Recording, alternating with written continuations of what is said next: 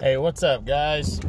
So I'm coming to you today with the Gervonta Davis versus Leo Santa Cruz, the aftermath video. You know, guys, I do apologize. I know this fight was about a month and a half ago, and you know, I never did an aftermath video. Normally with my aftermath videos, it's much like my what's next. I usually wait about a week or so in that general area to do the video, just in case any news comes out immediately after the fight, because, you know, when guys fight, especially in big fights like my aftermath videos, they tend to, you know, have some news about what could be happening, different rumors, stuff like that circulates because those guys are hot right in that moment, you know, coming out of those fights. So I like to give it about a week, see what news we hear, see what they say in some of their interviews after the fight. And, you know, so one guy might come out and say, hey, I'm moving down in weight. One guy might say I'm retiring, you know. There's always some news to be had. So, anyways, with all that being said, you know, the week after the fight between Davis and Santa Cruz was the week before my wedding. So, I was planning that with my wife and all that good stuff. No excuse, it never got done. And I just wanted to get to it because it was one of the biggest fights of the year. You know, in terms of matchups, it was on pay-per-view.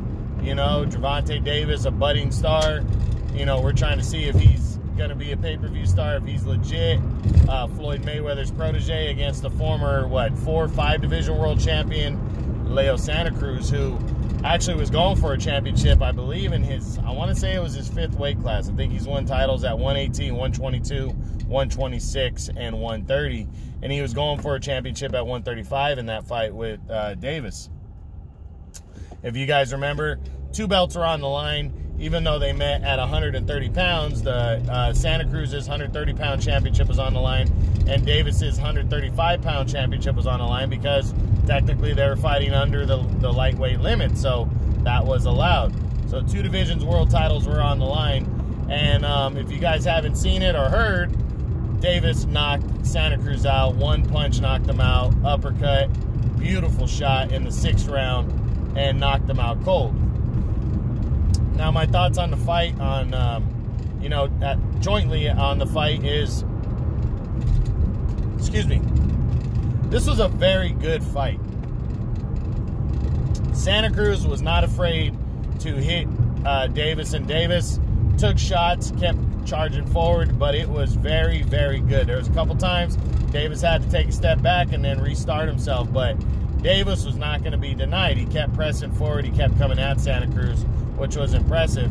And you know, they were going back and forth. I mean, I looked at the scorecards heading into the 6th round, and they had Santa Cruz, they had Davis winning 3 rounds to 2 heading into that 6th round. I knew it was close, and going back and forth. And, you know, like I said, Santa Cruz was landing his shots. He was doing well. He even pushed Davis back a few times, you know, in their little scrap. So it was a very good fight. And Davis just, you know, the bigger man, just cleanly clocked him in the 6th round with that uppercut and laid him out. So I'm going to look at both sides of it. Let's start with Gervonta Davis's side. He's the victor. You know, so, you know, the credits to Davis on his training. I mean, that was the biggest thing, is I wasn't sure how Davis was going to come down in weight. You know, he had struggled at 130 pounds multiple times. He missed weight. He actually lost his first world title on the scale, you know, and we knew he struggled to make weight at 130. That's why he ended up moving up to 135 back in December of last year, 2019, and defeated Yuriorkis Gamboa in an ugly fight. Wasn't his best performance at all. He even missed weight the first attempt for 135. So, you know, discipline, focus, and definitely his weight were issues. And coming down to 130, I thought Santa Cruz had a shot. I picked Davis to win, but I wasn't sure what kind of fight we were going to see because, you know, Davis really hadn't been dedicated to that weight class. And, you know, Santa Cruz, I thought he, you know, just because of his toughness and his ability to take a punch. He never been knocked out. I felt, you know, that Davis could knock him out, but I felt that it was going to be late in the fight if he did, and I saw it more going towards a decision because I wasn't sure what kind of fight Davis was gonna put on and what he was gonna try, you know, and he just was aggressive and he was mean and he came at him, you know, and I was really impressed with that. So very, very strong performance on Gervonta Davis's side, the best victory of his career, and it was, you know, no doubt victory.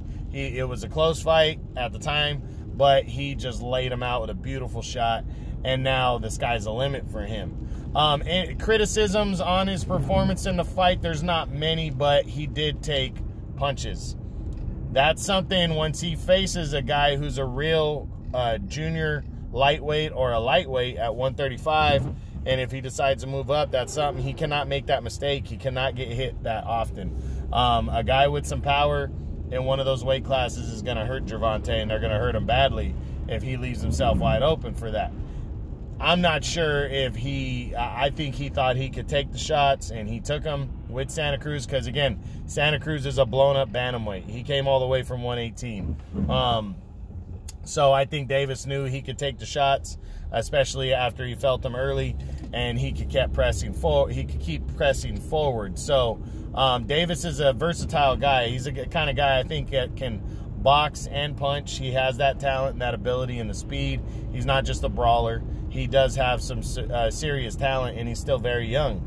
So, you know, this was, you know, an impressive performance. So those are the only flaws I saw in the fight, but conditioning was on point, the power, the aggressiveness, and everything else. But Davis put on a great show. On the other side of the coin now, Leo Santa Cruz. You know, Santa Cruz to me didn't really fight out of the norm. I mean, that's the way Santa Cruz fights. He comes forward, he fights, he gets hit, he fights harder. It's almost like Santa Cruz needs somebody to come and really mix it up for him to bring out the best in him. Because he's the kind of guy on those in-between tune-up bouts that just kind of looks so-so. You know, his 2019, Rafael Rivera, Miguel Flores, he didn't look great. You know, he just kind of boxed, did his thing, mixed it up a little bit too, and walked away with clean decision wins. But, man, it's like Davis brought the best out of him. He fought his ass off. He fought as hard as he could. Again, he landed some good shots. He pushed Davis back. But being the naturally smaller man, you know, he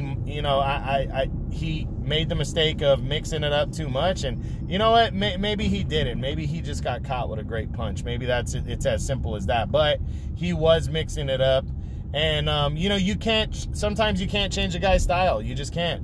You know, I liken Santa Cruz to Danny Garcia. Very good fighter, maybe not a great fighter. You know, it's hard to change a guy's style, you know, unless it works against everybody. And obviously it didn't work against Davis. I really think the size difference played a major role here in terms of power.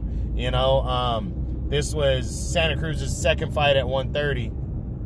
And he started at 118, where he won his first world title. So, you know, I really think, you know, Santa Cruz, you know, was the smaller man in terms of size overall, and he just got knocked out against the bigger man is what happened. But he fought his ass off. He did the best he could. He wasn't losing by much when he got knocked out. It was 3 rounds to 2 on all the scorecards. You know, Santa Cruz did his thing, and he shouldn't hang his head about anything, but he's a very proud guy. I know that loss really stung for Santa Cruz. So where do we go from here for both men? You know, I've already done what's next on both men in terms of actual options for both. But, you know, Gervonta Davis, I think 130 he should stay here for at least 1 or 2 more fights. Not sure if 135 will let him hold on to that belt, but you know what? That's a secondary title in that weight class anyways. I think he should really, if his conditioning is on point, he should test the waters here and see what kind of fights he can get, see how well he can do. Excuse me. You know, see if he can draw Gary Russell up from 126 to fight him. I think that'd be a great fight. It'd be a good shit-talking fest, too, before the fight. And I think it's a fight that Davis wins. So I think he should do that. There's not a lot of other huge options that are PBC fighters at 130, but I think if Mayweather and Al Heyman pushed it hard enough, that they could probably get guys from other networks to come over and fight, because Davis, if he's a true pay-per-view star now, people are going to want to fight him, and they'll be willing to cross the street to fight him. I think Eddie Hearn fighters will be willing to fight him. I'm not sure about top-ranked guys yet. I'm just not sure, but dream match would be Gervonta versus Shakur Stevenson at some point. That would be huge. But, you know, Gervonta, like I said, sky's the limit. He can fight here. He can fight at 135. It's just who is he going to fight? Because, again, there's not a lot of PBC-friendly fighters between 130 and 135 right now. So crossing the street looks like it's going to have to be done. And who's going to have the balls to do it between 130 and 135? Will Gary Russell be willing to move up in weight and fight him? Is that a fight that Davis wants? So Davis, though, like I said, he's rolling.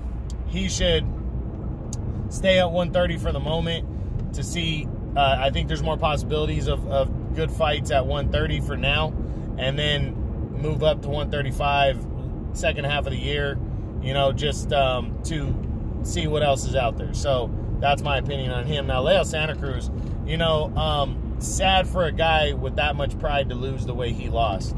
I suggest my suggestion to him would be just to take some time off and, you know, really evaluate what he wants to do. But, you know, and not go in there and do something crazy. Go against somebody, you know, that's a killer, that could take his head off. And I don't think he will. Santa Cruz is still a very popular fighter. I think he's still a good fighter. And technically, as far as the WBA is concerned, this guy's still a champion at 126, surprisingly. When he moved up in weight, they didn't strip him of the 126-pound featherweight super championship. So technically, he still has a belt down there. I don't know if he should make the mistake of fighting Gary Russell at 126. If I'm him first half of the year, if he fights at all, which I don't even know if he will, I think we might see him only one time in 2021. You know, but being the guy Santa Cruz is, as prideful as he is, he might come back in June or July and then want to fight towards the end of the year. But if that's the case, June or July is probably a tune-up bout, and then the second half of the year, maybe he goes after somebody else. I think it's going to depend on what happens in the rest of the division, and even at 126, what's available, and then he'll shoot for that when he wants. So, you know, but Santa Cruz doesn't have nothing to shake his head about, but he does have to start thinking about which weight really works for him, because 130 might be too big. Personally, you throw him against Miguel Berchelt, I think Berchelt's going to knock him out. You know, there's a couple guys that I think just because of their sheer size are going to beat him, and they might beat him up. And, you know, how gun-shy or gunshot is he going to be after this loss and after being knocked out that way? You know, that really can fuck with a guy's psyche. And I'm hoping he can come back and be, you know, 75, 80, 90% of what he used to be. But we'll see. We'll see how he adjusts to that. But that's the aftermath on Gervonta Davis and Leo Santa Cruz. Very, very good action, good matchup, and it was one of the highlights of the year. So, you know, make sure you go check it out if you didn't. And sorry this one's so late, but I hope you guys enjoyed it. True Boxing, you've been hit with the truth.